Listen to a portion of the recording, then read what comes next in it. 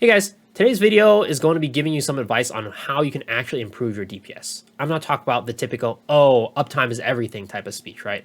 I want to actually give you advice on how you can improve your uptime, what you can do to practice that, and it's through something called limit testing. Limit testing is something that'll help you become a better Lost Ark player overall. When it comes to being a good player, it's definitely a common misconception that a good player is one that's able to avoid every attack and not get hit. That's not being a good player. That's just being a safe player, a risk-free player.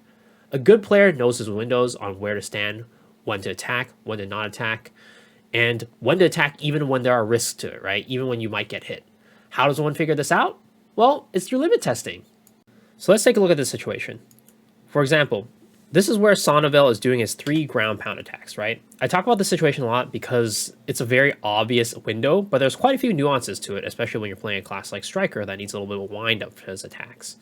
He does his 3 ground pounds, and then afterwards he does an expanding AoE outside of him, where behind him is not safe outside of this small little area, right?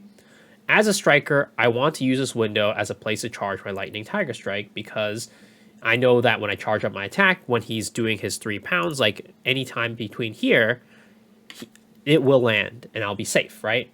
But if we fast forward the video a little bit further, he does the ground pounds and does an AoE, right? Well, is it safe for me to charge my attack when he has the AoE out, like here, right after the last ground pound, right? Let's say my Tiger Strike hasn't come up off cooldown until now.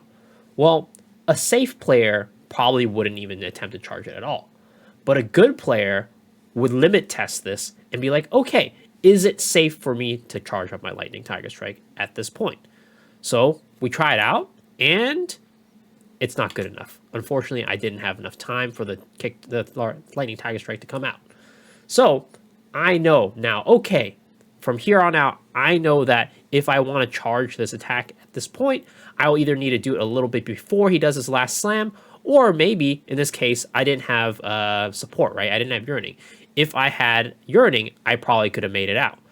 In this situation, we're in Kongregate 3, and he's throwing out these orbs, and under these orbs, later on, will spawn these AoE attacks, right? Those red areas. Now, behind him, the orb closest to him has not procced yet. So, in my mind, I'm wondering, well, when it procs, will I have enough time to do a Lightning Tiger Strike? A safe player probably would have just avoided the situation entirely. A player who is good and wants to limit test will probably stand here like, okay, let's try this out. Let's test it out. If I charge this Lightning Tiger Strike, will I be able to hit it? So, let's find out. I throw it out, boom, I hit it, but I get knocked up at the end. Now, through doing this testing, I know that I can hit the attack, but I will get hit afterwards unless A, I have some sort of dash, or B, some sort of mobility skill, right? Or C, if you're willing to take that hit, if you have enough HP, if you have enough pots, in this case, I even had a shield, right? Then I could be like, okay, I'm willing to greed this because I know that I will survive afterwards. So this is another situation where you're limit testing and trying to figure out if this is a good window to attack. So for this last situation, you're going to have to do a little bit of imagination with me. Now, I'm not really limit testing in this video, but I think it's a good scenario to demonstrate what limit testing might look like on a situation with an attack that is very, very strong that could potentially kill you quickly or in one shot. In this mechanic, in Gate 3 Econ, the players, well, a couple players have a black orb above their head. And these players with black orbs, there's 3 of them, will be connected by a black chain. Now, anybody outside of those players standing in that area will get hurt a lot. Let's pretend that me, on this class right now, for fun class, I am a melee back attacker, right? This entire time, I cannot DPS because the players are standing in the back. Well, what can we do? Limit test again, right? I'm missing out on a ton of DPS. I want to see if it's possible for me to sneak an attack here and not die. So that's what I do. I go in for an attack and try to figure out, can I escape out of this without dying? And let's see what happens. So I go in for an attack, right? And shoot, I die. Now I know that this attack is probably not very safe for me to go in. I'd either need a big shield, or B, maybe, if you can see here, my pots are on cooldown, right? Maybe if my pots were not on cooldown, I could have survived that attack. So this is the opposite side of limit testing, where you do it and then you actually end up dying. But that's not a bad thing, right? Especially if you're in a party that's competent, they can help you carry through the rest of the fight. But you go into the future with that knowledge of the situation, what you can and can't do.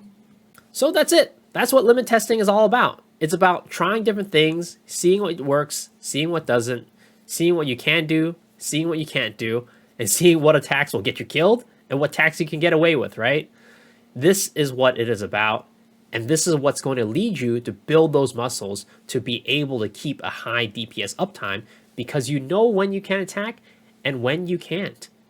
Now, in situations where it's a life or death situation where you either hit the attack or you don't hit the attack and you die, maybe do that with, friends that you know, or like a pug group that you know is very competent and can probably make it through without you.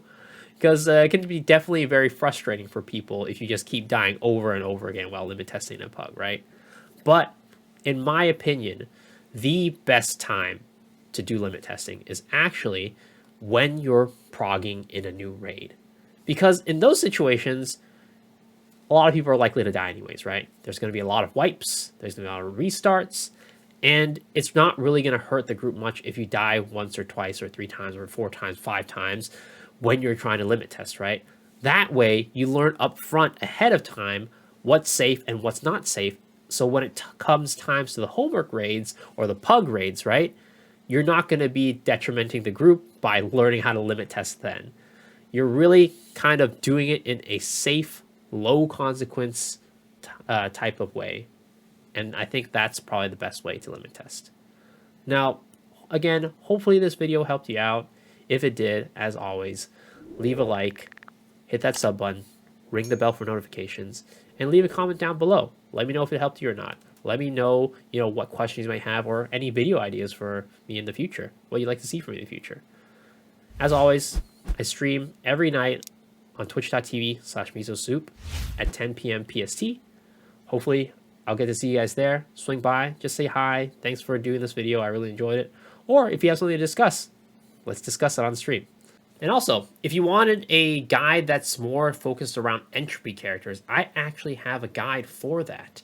And I'm going to link it right here. So click on this and head to that guide to watch that video. All right, guys. Until next one, I'll see y'all later. Peace out.